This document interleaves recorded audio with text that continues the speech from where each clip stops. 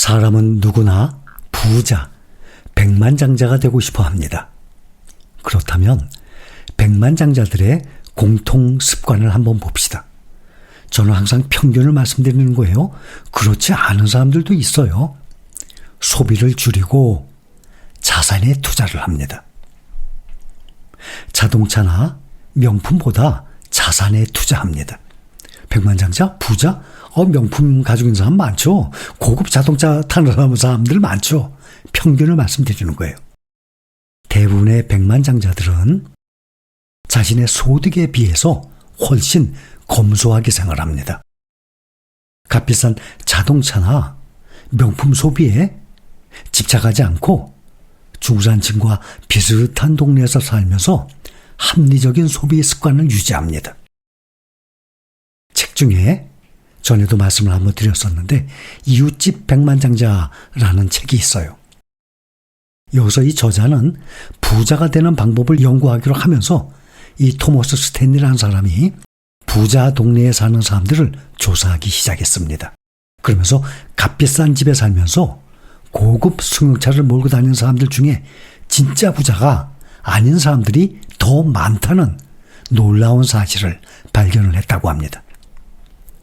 그러니 부자들 연구하기 위해서 좋은 집들이 있는 사는 집들을 거기를 다녔었어요. 그런데 진짜 부자가 아닌 사람들이 더 많았답니다. 정작 부자들은 부자 동네에 살지 않았던 것입니다.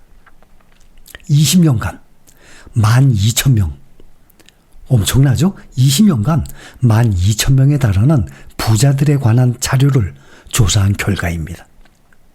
근데 그 사람들의 공통점은 행운도, 유산도, 학력도 아닌 소비 습성에 있었다고 합니다. 부는 되게 근면하고 인내심이 강하고 계획적이고 자제력 있는 생활 습성으로 얻을 수 있다고 합니다.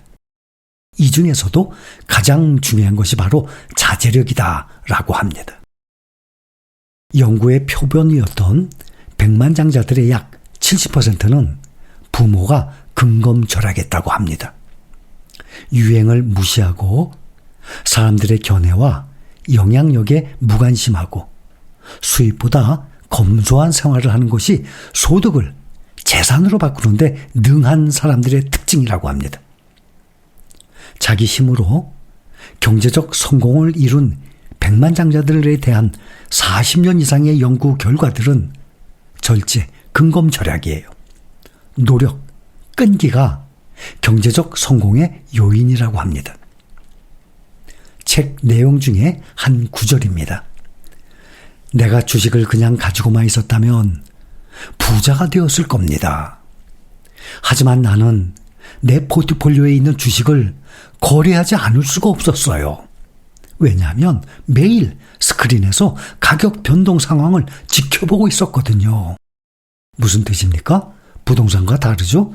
부동산이 매일매일 내 집값이 변동되는 금액이 나옵니까? 아니잖아요. 근데 주식은 매일매일 가격 변동 상황이 나와요. 그러니까 사람들이 장기 투자 못하고 자꾸 마음이 흔들리는 거예요. 여러분들의 목표가 재정적인 안정이라면, 경제적 자유라면 그렇게 될 확률이 높습니다. 목표를 가졌으니까. 하지만 만약에 여러분들의 목표가 즐거운 인생살이에 쓸 돈을 내가 유흥 비롯해서 즐겁게 내가 즐기기 위해서 쓸 돈을 버는 거라면 결코 성공할 수 없을 것입니다. 목표가 완전히 다른 길이에요. 그리고 부자들은 자녀들에게 본을 보이며 가르쳤습니다. 자녀들에게는 검소하고 절제하는 부모가 좋은 역할 모델이 되어 주었습니다. 제가 지금 말씀드리는 내용은 항상 평균을 말씀드리는 겁니다. 그렇지 않은 부자들도 당연히 있습니다. 이번에는 제가 이 책에서 딱 이 두 군데만 그대로 읽어드리겠습니다. 여러분들 이 책 안 사도 돼요. 제가 이 두 가지만 포인트만 딱 읽어드릴 테니까 이게 다예요. 이게 포인트예요. 자, 소득은 통계적으로 재산과 연관이 있지만 재산은 아니다. 소득이 재산 아니에요. 내가 한 달에 500만 원 벌어, 1000만 원 벌어, 2000만 원 벌어, 그건 재산이 아니에요. 재산과 연관이 있지만 재산은 아니다. 이 사실을 이해할 때 저축률의 중요성이 보이기 시작할 것이다.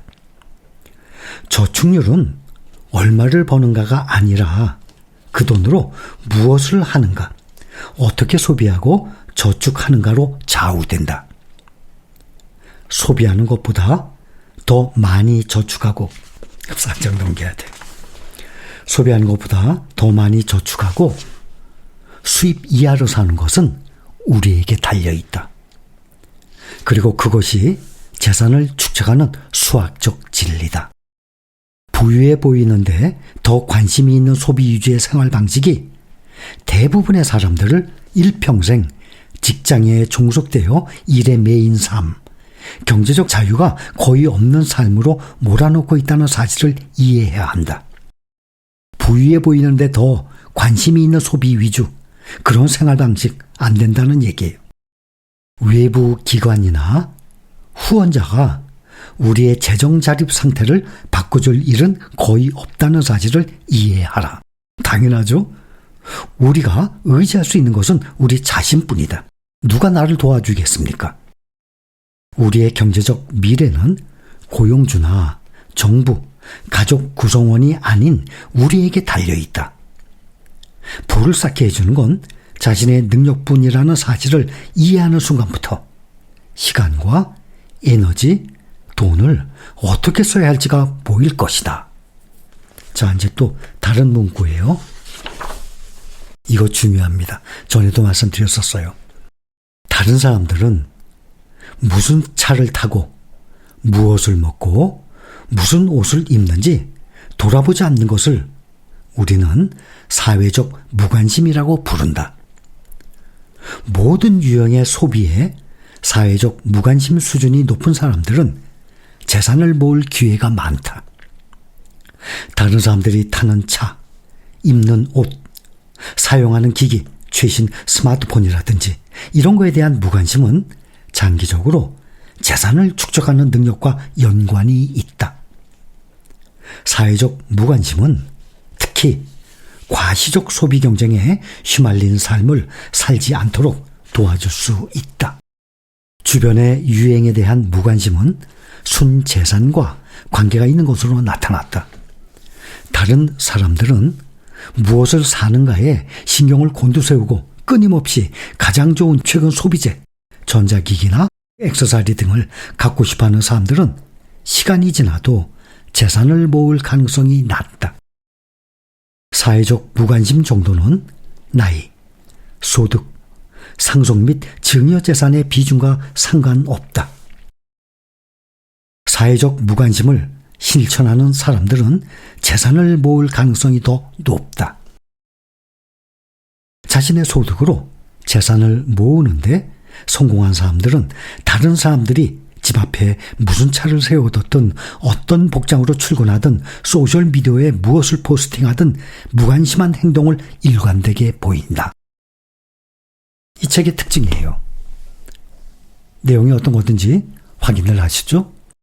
시간을 돈처럼 아낍니다. 또 평상시에 독서와 배움에 집중을 합니다. 그게 자기 개발이에요. 또 단기 투기가 아니죠. 장기 투자를 합니다.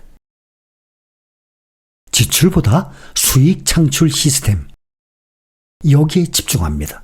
수익 창출 시스템 뭡니까? 자는 동안에도 돈이 들어오게끔, 이 돈이 일을 하게끔 이 시스템 만들어두는 겁니다. 소비를 줄이고 남는 자금을 꾸준히 투자하는 습관, 아주 중요합니다.